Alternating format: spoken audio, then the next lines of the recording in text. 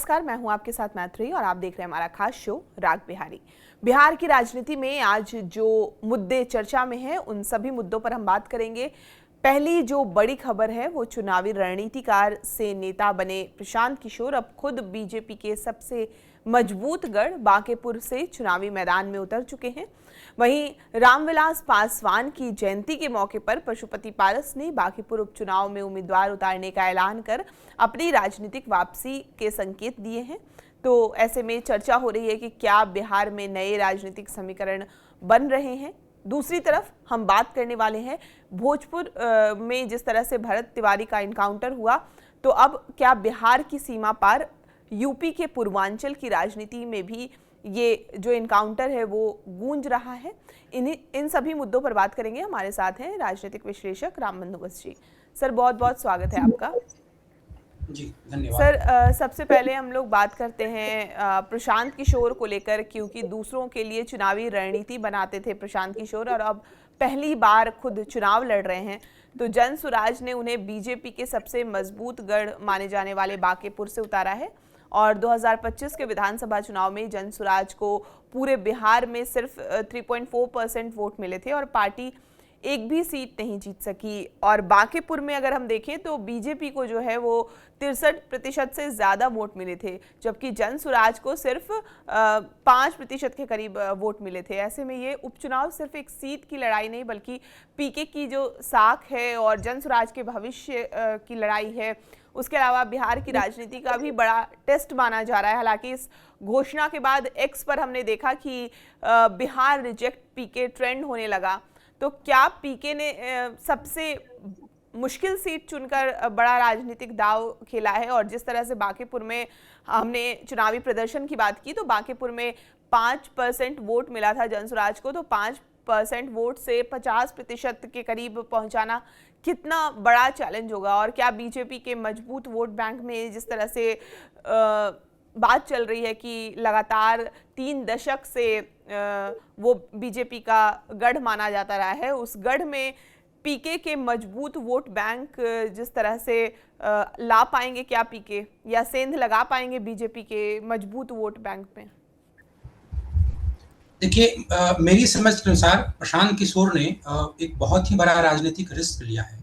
हालांकि उनकी राजनीति तो नई नहीं है, 3-4 साल पहले ही शुरू हुई है, लेकिन उन्होंने बहुत बड़ा रिस्क लिया है, खासकर तब जब वो खुद मैदान में कूद गए हैं। जबकि वो उनका क्षेत्र भी नहीं था, वो करगर से थे, ये उनका क्षेत्र नहीं है, लेकिन वो कूद गए हैं। ये उपचुनाव है और देखिए ये बीजेपी का गढ़ है। हालांकि वो कई बार इस तरह की बातें मीडिया में बोल चुके हैं कि गढ़ जनता का होता है, लेकिन जनता का गढ़ होता नहीं है, गढ़ तो पार्टी का ही होता है, तभी तो उसका गढ़ माना जाता है। वरना सीट तो सब विधानसभा हो या लोकसभा हो, सीट तो है ही। देखिए, प्रशांत किशोर एक रिस्क लिए हैं और लेकिन उनके सामने जो सबसे बड़ा सवाल ये था कि आने वाले जो 2-3 सालों तक वो पार्टी को कैसे जिंदा रखें। 2025 विधानसभा चुनाव के बाद पार्टी के जितने भी बड़े नेता हैं, जैसे उनके राष्ट्रीय अध्यक्ष हो गए या जो वाईवी गिरी जो चर्चित अधिवक्ता हैं, वो पार्टी से दूर हो गए। इसके अतिरिक्त आर के मिश्रा जो रिटायर्ड डीजीपी हैं, वो भी पार्टी में कहीं उनकी भी सक्रियता दिखाई नहीं देती है। आरसीपी सिंह भी अलग हो गए। तो पार्टी के जितने भी प्रमुख चेहरे थे, वो एक-एक करके सब पार्टी के साथ छोड़ दिए। अब बच गए कार्यकर्ता और प्रशांत किशोर। ऐसे में अब आगामी जो मुख्य चुनाव है, वो लोकसभा चुनाव है, उसमें तो 3-4 साल की देरी है, फिर विधानसभा चुनाव है, तब तक तो पार्टी गुमनाम हो जाती। तो पार्टी में कुछ न कुछ राजनीतिक तौर पे सक्रियता ज़रूरी है।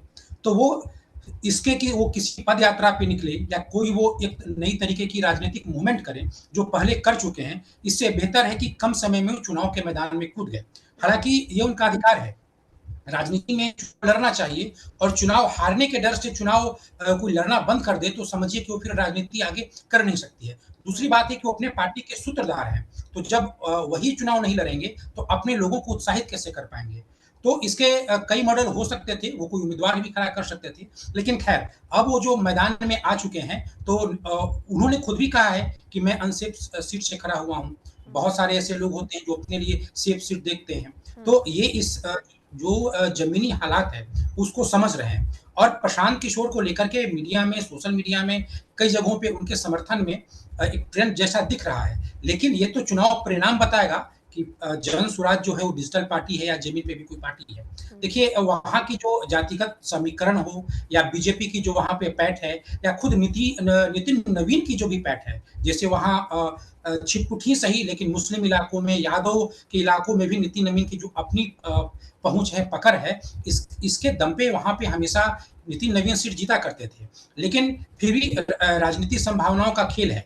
अभी जो हालात ऐसे हैं, जो ऐसा नहीं कहा जा सकता है कि अगर आपसी तालमेल के ज़रिए आपसी तालमेल का संबंध अगर महागठबंधन से है, जिसके बारे में प्रशांत किशोर की ओर से बात कहा जा रहा था कि महागठबंधन उनको अपना समर्थन देगी। अगर ऐसा कुछ होता हो, तो प्रशांत किशोर कुछ बेहतर परिणाम ला सकते हैं। हालाँकि आरजेडी की तरफ से भी ये कहा गया है कि आरजेडी भी मैदान में अपना उम्मीदवार उतारेगी और कांग्रेस के एक नेता हैं ऋषि मिश्रा, उन्होंने कहा है कि वो प्रशांत किशोर का समर्थन करते हैं, लेकिन दूसरे कांग्रेसी नेताओं ने उम्मीदवार उतारने की बात कही है। तो ऐसा तो दिखता नहीं है कि महागठबंधन उम्मीदवार नहीं उतारेंगे। लेकिन उम्मीदवार उतारने का मतलब ये नहीं है कि वो सहयोग फिर प्रशांत किशोर का नहीं कर पाएँ। राजनीति में उम्मीदवार आते भी हैं, वो डमी कैंडिडेट की तरह व्यवहार भी करते हैं, कई तरह की परिस्थितियाँ होती हैं। तो अब जो भी सप्ताह 2 सप्ताह का समय है, इसमें अगर प्रशांत किशोर अगर महागठबंधन का सहयोग हासिल करने में सफलता कर लिए, तब तो वो जो वहाँ की जो राजनीति है, वो मज़ेदार हो सकती है। दूसरी बात है कि ये अभी जो मुकाबला है, वो बीजेपी बनाम आरजेडी के उम्मीदवार में भी होता है। प्रशांत किशोर इससे क्या त्रिकोणीय कर पाएँगे? और जीतने के लिए तो ये ज़रूरी है कि प्रशांत किशोर द्विकोणीय ही मुकाबला हो, जिसमें बीजेपी बनाम प्रशांत किशोर ही हो और महागठबंधन या आरजेडी के उम्मीदवार काफ़ी पीछे चले जाएँ। तो ये सब तो आने वाले कुछ दिनों के बाद 4-5 दिनों के बाद पता चलेगा कि प्रशांत किशोर के खुद रणनीति तैयार करने और खुद चुनावी मैदान में उतरने का प्रभाव कैसा है। लेकिन ऐसा नहीं है कि बीजेपी के लिए भी बहुत ही आसान है बांकीपुर। उसके कई देखिए सबसे बड़ी बात ये है कि वहाँ का जो वोटिंग प्रतिशत है, वो हमेशा बहुत ही कम है। खासकर बांकीपुर शहरी मतदाता हैं, तो शहरी मतदाताओं में एक तरीके से वो जो जातिगत जो गठजोड़ होता है, जो ग्रामीण क्षेत्रों में होता है, उतना मजबूत नहीं होता। लोग घरों से बाहर निकल के उतने अधिक संख्या में वोट नहीं देते हैं। तो यहाँ पे हमेशा औसतन 40% के आसपास ही मतदान होता है। तो जो 60% मतदाता घरों में रह गए, उनको एडजस्ट करने का प्रशांत किशोर के पास पूरा मौका है। और दूसरी बात है कि जो ग्रामीण क्षेत्र हैं, जहाँ पे अगर आप देखें कि दलित मतदाता बहुत अधिक हैं, ओबीसी, ईबीसी का जोड़ बहुत अधिक है, कहीं यादव बहुत अधिक हैं, कहीं कुर्मी समाज के लोग बहुत अधिक हैं। उस तरीके पे उन सीटों पे तो प्रशांत किशोर या कोई जन स्वराज जैसा व्यक्ति जो किसी भी जातिगत समीकरण को लीड नहीं करता है, उसके लिए तो स्पेस ही नहीं बच पाता है। तो शहरी क्षेत्र होने के कारण भी और यहाँ पे वोटिंग प्रतिशत काफ़ी कम होने के कारण भी एक संभावना रहती है कि प्रशांत किशोर जैसे नेता आएँ और चुनाव के मैदान में जाएँ। दूसरी बात ये है कि 2 परिस्थितियाँ हैं। एक तो भरत सिंह एनकाउंटर का प्रभाव है। गैर कायस्थ जितने भी सामान्य जातियाँ हैं, वो बीजेपी से नाराज़ हैं। उनको प्रशांत किशोर अपनी ओर ले पाते हैं या नहीं ले पाते हैं। दूसरी बात है कि नीतीश कुमार जिस तरीके से मुख्यमंत्री पद से हटाए गए हैं, उसको लेकर के जदयू के भीतर जो कुर्मी समाज है या जो अति पिछड़ा समाज है, उन लोगों में एक नाराज़गी है और वो नाराज़गी अपने जो बड़े नेता हैं ललन सिंह आदि के खिलाफ तो हैं ही, बीजेपी के खिलाफ भी है। दूसरी बात है कि नीतीश कुमार के अस्वस्थ होने के बाद अब वहाँ के नेताओं को ऐसा कोई डर भी नहीं है कि हमारी गतिविधियों पे स्वयं नीतीश कुमार की निगरानी होगी। यानी कि अब जदयू के अंदर खेमेबाजी अपनी उबाल पे है। ऐसे में जो कुर्मी हैं, जो अति पिछड़ी जातियाँ हैं, खासकर चंद्रवंशी, कुर्मी भी बांकीपुर में अच्छी खासी संख्या में है, चंद्रवंशी समाज के लोग भी अच्छी खासी संख्या में हैं। तो इन जातियों पे भी प्रशांत किशोर डोरे डाल सकते हैं या जदयू के भीतर जैसा कि प्रशांत किशोर बार-बार बोलते हैं कि बीजेपी के बहुत सारे नेता हमको बोल रहे हैं कि खड़ा हो जाइए, जदयू के नेताओं से मेरा संपर्क है। तो इन संपर्कों के द्वारा अंदर खाने में किसी तरीके से अगर जो नाराज लोग हैं अपनी-अपनी पार्टियों से, उनका विश्वास जीतने में अगर प्रशांत किशोर सफल होते हैं, तो ये मुकाबला कांटेदार हो सकता है। एक और सबसे बड़ी बात ये है कि 2024 के लोकसभा चुनाव में जब प्रधानमंत्री आए थे और यही पाटलिपुत्रा में जब रोड शो के दौरान वो बोले थे कि आप ये मत सोचिए कि आपका सांसद कैसा है, आप मेरे नाम पे, आप मेरे चेहरे पे वोट दीजिए। यानी उनको इस बात का इल्म था कि यहाँ के जो उनके प्रतिनिधि हैं, उनका जनता में कोई उस तरीके की लोकप्रियता नहीं है और ये बात उन्होंने पाटलिपुत्र लोकसभा में कही थी। इसके बावजूद भी वहाँ से मीसा भारती की जीत हुई और बीजेपी के जो रामकृपाल यादव हैं, उनकी हार हो गई थी। तो ऐसा नहीं है कि जब खुद नरेंद्र मोदी का चेहरा काम नहीं कर सकता है, तो ऐसा नहीं है कि हर बार नितिन नवीन का जो चेहरा है, वो काम कर ही जाए। तो ऐसा नहीं है कि बीजेपी के लिए सब कुछ थाली में परोस के और आसानी से आ गया है। इसके लिए भी बीजेपी को मशक्कत करनी पड़ेगी, खुद नितिन नवीन को सड़क पे आनी पड़ेगी। ऐसा खबर इस है कि 8 तारीख को शायद बीजेपी अपनी उम्मीदवार की घोषणा करे और पहले तो ये माना जाता था जब प्रशांत किशोर के बारे में ये अटकलबाजियाँ चल रही थी कि आएँगे या नहीं आएँगे, तब इस तरह की खबरें आ रही थी कि कोई वैश्य समाज का जो वो उनको जी सर, मेरा उम्मीदवार बना अगला सवाल सर यही था कि बीजेपी से कौन उम्मीदवार हो सकता है, क्योंकि नाम नील रतन घोष का, अजय आलोक का, रणवीर नंदन का चल रहा है। तो भाजपा क्या कुछ क्लियर करने वाली है? किन नामों की और चर्चा हो रही है और कैसे ये लोग मतलब चर्चा में हैं? ये पहले प्रशांत किशोर के मैदान में नहीं उतरने से पहले जब आत्मविश्वास से लबरेज थी बीजेपी, तब ऐसा कहा जा रहा था कि कोई बड़ा कायस्थ नेता, जैसे कि रविनंदन का नाम लीजिए, जैसे कि ऋतुराज सिन्हा हो गए, इस तरह के बड़े किसी कायस्थ नेता को बीजेपी टिकट नहीं देगी। हो सकता है वो किसी आम कार्यकर्ता को दे दे, या ज़्यादा संभावनाएँ थी जातिगत समीकरण को मजबूत करने के लिए वैश्य समाज के लोगों को दे दे। लेकिन अब वो कायस्थ वोटों में भी तनिक भी सेंधमारी नहीं होने देना चाहती है। वो चाहती है कि जो उनका अपना है, वो कायम रहे, जीतने के लिए बहुत ज़रूरी है। तो अब कायस्थ उम्मीदवार लाने की प्रबल संभावना है और ऐसे में नितिन नवीन एक आम कार्यकर्ता की छवि रखने वाले नील रतन घोष को ही मैदान में उतारेंगे, इस तरह की खबरें मिल रही हैं। जो नील रतन घोष हैं, वो पश्चिम बंगाल के हैं, बंगाली समाज के हैं और कायस्थी हैं। जो घोष होते हैं दास, वो पश्चिम बंगाल में कायस्थ लोग लगाते हैं और यहाँ पे बिहार में खासकर बांकीपुर में जो बंगाली समाज की संख्या भी है और वो इनके पिता के साथ भी सहायक के रूप में काम किए हैं। उनकी छवि एक कार्यकर्ता के रूप में है, कोई बड़ी नेता, कोई कद्दावर नेता के रूप में नहीं है, विश्वसनीय है। ऐसे में उनके नाम पे जो सहमति है, वो बढ़ती जा रही है और पूरी संभावना है कि नील रतन घोष को ही बीजेपी मैदान में उतारेगी और 8 तारीख को नितिन नवीन यहाँ आएँगे और उसी दिन घोषणा होगी।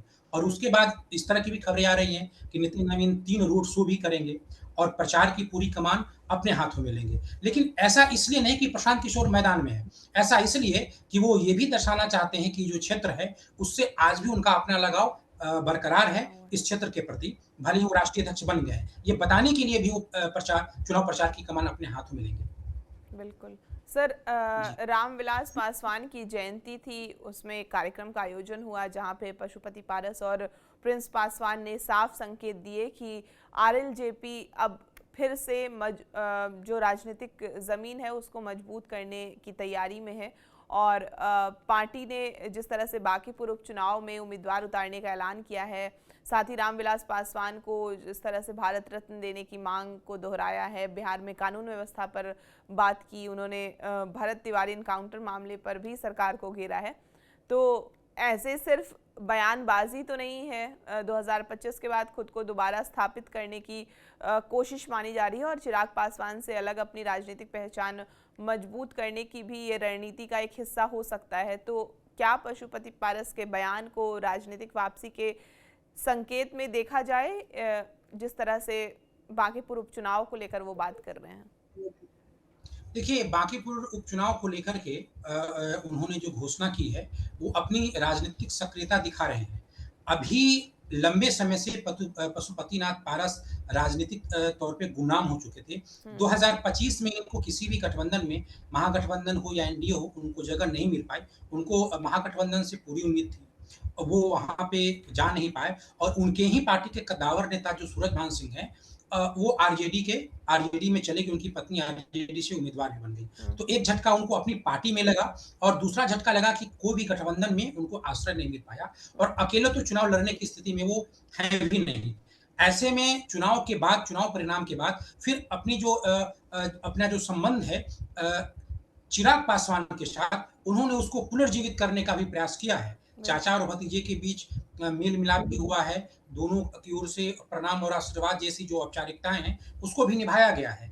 लेकिन पशुपतिनाथ पारस को उम्मीद थी कि अब इस तरीके के मेल मिलाप के बाद पार्टी के अंदर भी शायद जगह मिले और कुछ राजनीतिक तौर पे भी उनके लिए स्पेस चिराग पासवान क्रिएट कर दें, ऐसा कुछ हुआ नहीं। एलजेपी-आर में अभी तक पशुपतिनाथ पारस या उनकी पार्टी के लिए ऐसा नहीं कि वो विलय करने का कोई उधर से प्रस्ताव आया और इधर से पार्टी को जैसा माना जा रहा था कि पार्टी में आएँगे तो पार्टी के संगठन को देखेंगे और उनकी पार्टी का चिराग पासवान की पार्टी में विलय हो जाएगा, ऐसा कुछ हुआ नहीं। तो अब उनको राजनीतिक तौर पे सक्रिय होना है।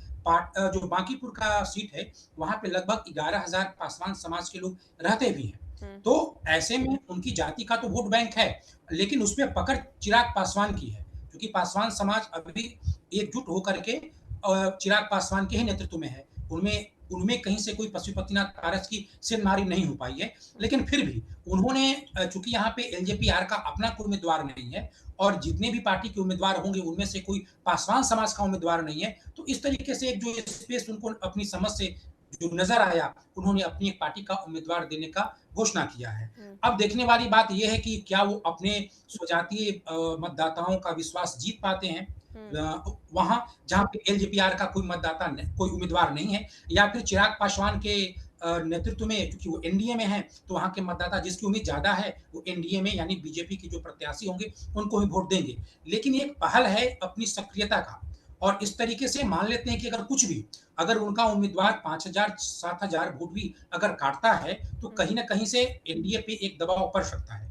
और जो चुनाव होता है, चुनाव में 5-7,000 वोट का भी मायने रखता है। देखिए अभी जो तेज प्रताप यादव हैं, उनकी पार्टी जनशक्ति जनता दल ने भी हुँ, बांकीपुर के जो स्थानीय एक समाज सेविका हैं, हुँ, वीणा मान्यवी, उनको भी मैदान में उतारा है, वो वैश्य समाज से हैं।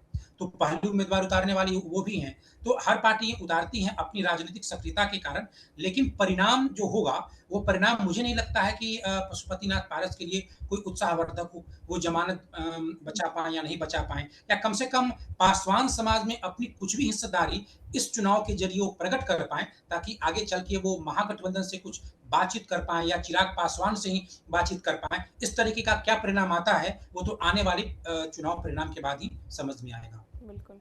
सर बिहार के भोजपुर में हुए भरत तिवारी एनकाउंटर की गूंज अब उत्तर प्रदेश के पूर्वांचल तक पहुंच गई है। आरा से सटे गाजीपुर, बलिया और वाराणसी समेत करीब 125 विधानसभा सीटों वाले इलाके में इस मामले पर जो है वो राजनीतिक चर्चा हो रही है। पूर्वांचल में ब्राह्मण वोट 10 से 14% तक माना जाता है और जो कई सीटों पर हार जीत तय करते हैं। और कांग्रेस के प्रदेश अध्यक्ष अजय राय का पीड़ित परिवार से मिलना, लखनऊ में कैंडल मार्च ने इस मुद्दे को और राजनीतिक बना दिया है। तो ऐसे में सवाल उठ रहा है कि क्या ये मामला 2027 यूपी चुनाव तक असर बनाए रखेगा या वक्त के साथ इसकी धार जो है वो कम हो जाएगी, और क्या भरत तिवारी एनकाउंटर बिहार से निकलकर यूपी का राजनीतिक मुद्दा बन सकता है और पूर्वांचल की 125 सीटों पर इस मामले का चुनावी असर क्या पड़ सकता है? देखिए, ये आने वाले यूपी विधानसभा चुनाव तक हम्म, इस पे इसकी धार है वो कम जाएगी, मुझे ऐसा नहीं लगता। क्योंकि इस मसले को लेकर के जिस तरीके से हम्म, राष्ट्रीय स्तर पे जातीय रंग चढ़ा दिया गया है, ये तब तक लोग उसको जीवित रखेंगे ही रखेंगे। हम्म, अभी जो अजय राय आए थे यूपी कांग्रेस के प्रदेश अध्यक्ष का हम्म, 22 जिलों के ब्राह्मण प्रतिनिधियों के साथ यहाँ पे आए थे, हम्म, उसमें से जो 22 जिले हैं ज़्यादातर तो पूर्वांचल के हैं। पूर्वांचल में 125 सीटें हैं हम्म, और इन 125 सीटों में 14% हैं वो ब्राह्मण हैं। कहीं-कहीं तो 17 से 18% भी ब्राह्मण हैं। ऐसे पूरे यूपी में 10% ब्राह्मण हैं। हालाँकि जो ब्राह्मण हैं वो 125 विधानसभा की सीटें यानी केवल पूर्वांचल में नहीं है, सेंट्रल यूपी में भी हैं।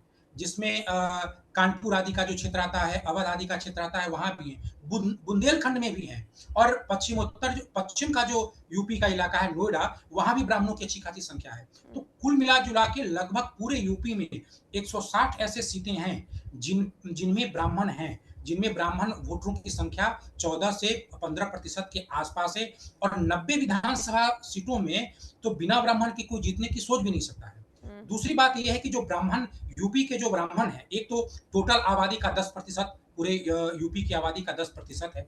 दूसरी बात ये है कि ब्राह्मण किसी एक पार्टी से जुड़े नहीं हैं। मंडल कमीशन की जो आंदोलन था, उससे पहले कांग्रेस के साथ जुड़े थे।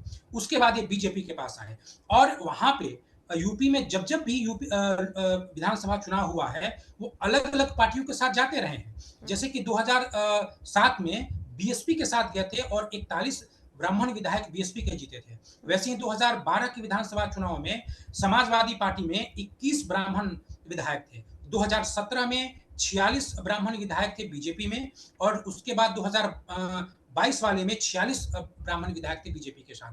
तो इनका अलग-अलग पार्टियों में, इनको सपा से भी परहेज नहीं है। बीएसपी के साथ जब गए तो बीएसपी और रविदास 11% जो वहाँ पे रविदास समाज है, ये दोनों मिलकर के वहाँ पे सरकार बन जाया करती थी। तो इनके पास ताकत है, बिना ब्राह्मण वोटर के न तो मायावती सरकार बना पाई है, न बीजेपी बना पाई है। और इसको जिस तरीके से भरत तिवारी एनकाउंटर को घटना बिहार की है, भले ही जो आरा का जो क्षेत्र है वो यूपी के पूर्वांचल का जो इलाका है उससे सामाजिक तौर पे जुड़ा हुआ है, लेकिन ये है बिहार की घटना। लेकिन जिस तरीके से यहाँ पे यूपी के लोग, राजस्थान के लोग, हरियाणा के लोग, मध्य प्रदेश से लोग आ रहे हैं, ऐसा लग रहा है जैसे देश के कई राज्यों की जो ब्राह्मण समाज है उनको वो सब मिलजुल करके इसको जीवित रखना चाहते हैं। तो निश्चित तौर पे इसका उपयोग वो चुनाव में करेंगे और अगर ये घटना, इस जो घटना की जो धार है वो धीमी नहीं हुई तो बीजेपी को इसका खामियाजा भुगतना ही पड़ेगा। ऐसे भी यूपी में जो ब्राह्मण समाज है वो पहले से ही, इस घटना के पहले से ही नाराज है। अगर आप गोरखपुर की बात करें, वहां पे जो एसआईआर हुआ जिसमें लगभग 89 लाख लोगों का वोटर लिस्ट से नाम कटा, उसमें जो सामान्य जाति के मतदाता हैं उनका तो खास तौर पे बीजेपी पे ही आरोप है कि उन लोगों के कारण ही वोटर लिस्ट से हमारा नाम कटा है। बीजेपी के जो पन्ना प्रमुख हैं, एसआईआर बनते समय उनका कोऑर्डिनेशन हमारे साथ नहीं हो पाया। तो वो तो अपना वोटर लिस्ट से नाम कटने के लिए बीजेपी पे ही आरोप लगा रहे हैं। पहले से ही नाराज हैं। अब उस पे एक भरत तिवारी का जो इनकाउंटर का मसला हो गया, ये बहुत ही गंभीर हो गया है। तो ये जिस तरीके से अजय राय, कांग्रेस यूपी के जो प्रदेश अध्यक्ष का बिहार आना और यूपी यानी यूपी की राजधानी लखनऊ में कैंडल मार्च निकलना, ये बता रहा है कि इस पे जाति का जो रंग है वो सियासी रंग के ही समान है। सियासी लाभ के ही जाति का रंग इसमें चढ़ा गया है। इसको ये लोग मिल करके 2027 में आने वाला चुनाव जो अगले साल मार्च और या अप्रैल के महीने में होने वाला है, लगभग 7-8 महीने तो हैं ही, होने वाला है, तो उसको ये लोग जिंदा रखेंगे। दूसरी बात है कि ये जिस तरीके से यूपी की राजनीति को या पूर्वांचल की राजनीति को ब्राह्मण वोट बैंक को प्रभावित कर रही थी, यही कारण था कि सम्राट चौधरी पर बीजेपी के केंद्रीय नेतृत्व का निर्देश आया कि वो 5 जुलाई को होने वाले बहुजन पंचायत को रोक दे। अगर 5 जुलाई को जगदीशपुर में जो बहुजन पंचायत होने वाला था, अगर वो हो जाता, तो अगर अगड़ी और पिछड़ी की जो तासीर है वो भभक उठती, तो फिर इसका यूपी चुनाव में बिहार की राजनीति पे जो असर पड़ता वो पड़ता, यूपी के चुनाव में बीजेपी को हो सकता था इसका खामियाजा भुगतना पड़े। तो ये जो मसला है बीजेपी के लिए बहुत ही जटिल बन चुका है और इसकी आंच तो बांकीपुर विधानसभा सीटों पे भी होगी। गैर कायस्थ सामान्य जातियां जो हैं वो बीजेपी से सहमत है नहीं। तो ये एक बहुत महत्वपूर्ण मसला है और इसमें भी जो इसके जो मुख्य आरोपी या आरोपी नहीं, मतलब मीडिया में जो बताया जा रहा है जिस डीएसपी के बारे में कि जिसके कहने पे गोलियां चलाई गई, एसएचओ ने गोलियां चलाई, उस डीएसपी का तो एक तरीके से कहिए कि प्रमोशन हो गया है। उन्हें पहले हटाया गया था, बाद में अभी फिलहाल मद्य निषेध विभाग में डीएसपी के पद पे तैनाती कर दी गई है। तो अगर समय रहते इन पुलिस अधिकारियों पे कोई कठोर कार्रवाई नहीं हुई तो हो सकता है कि यूपी चुनाव में बीजेपी को भरत तिवारी एनकाउंटर के कारण खामियाजा भुगतना पड़ सके। बिल्कुल, बहुत शुक्रिया सर हमसे बातचीत करने के लिए। आपको ये पूरी जानकारी कैसी लगी, पूरी बातचीत कैसी लगी, हमें कमेंट करके ज़रूर बताएं और बिहार की तमाम खबरों के लिए आप हमारे साथ बने रहें और देखते रहें TV9 बिहार झारखंड।